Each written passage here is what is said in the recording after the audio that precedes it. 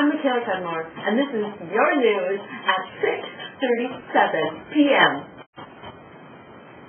Today's important story is about moving towards green, otherwise known as LPGs.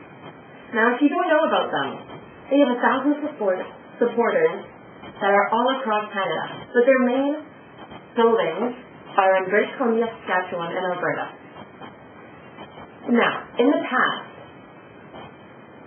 moving towards green was spotted rallying against water pollution by a Wave boat company when they found out that the said company was ignoring the fact that their boats had been leaking oil into the water. LPG was also spotted rallying against air pollution from IFA Mining Company when their mines were causing poisonous gases to be leaked into the air. Today's story is actually about how moving towards green is complaining about the Woodford Corporation, which is the biggest logging company in Canada. It has an estimated 3,600 staff. Now, their main buildings are in Kelowna and British Columbia, but others are located all across Canada. The Woodford Corporation knows that trees need to be used in moderation.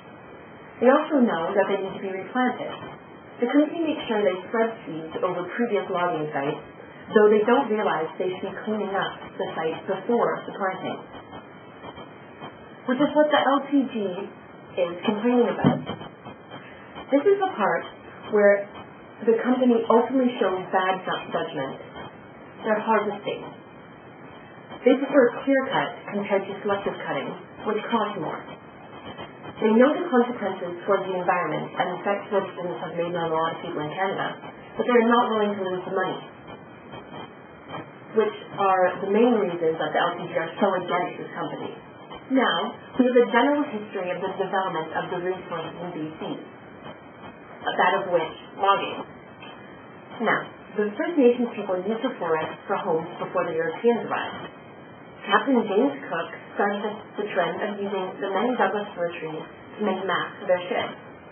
In the 1850s to 1860s, water and sawmills were built along the coast in order to increase the export of the lumber to other places.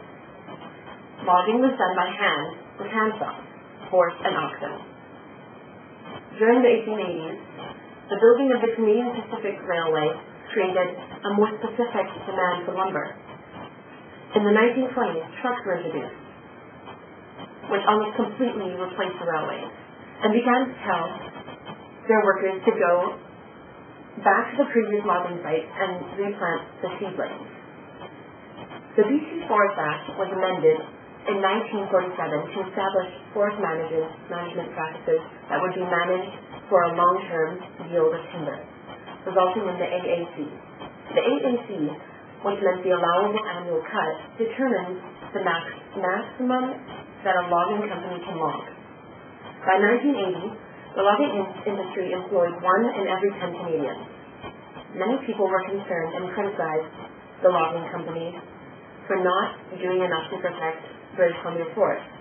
By 1995, the government has recognized these issues, and so the Forest Practice Act was announced, setting strict regulations on harvesting and replanting.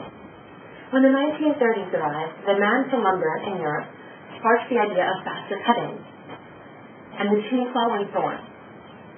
These new inventions were large, smelly, loud, and awkward. Wartime in the 1940s inspired the use of lighter metal, which allowed only one user at a time, resulting in cleaner cuts and faster logging.